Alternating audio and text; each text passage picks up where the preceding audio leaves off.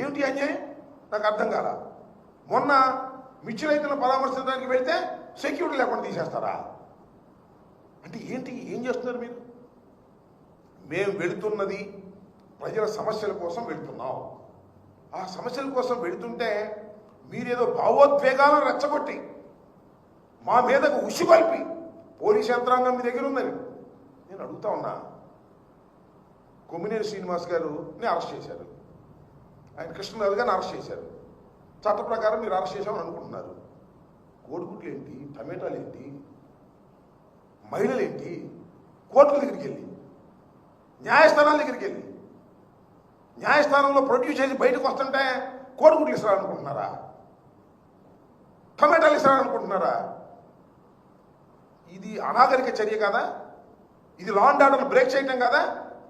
మాదే తప్పు మీదా? గుర్తుపెట్టుకోమని మనం చేస్తున్నా. మిస్టర్ లోకేష్, మిస్టర్ నారా చంద్రబాబు నాయుడు గారు, మీరు అధికారం ఉందని అతిగా ప్రవర్తిస్తున్నారు, గుర్తుపెట్టుకోండి.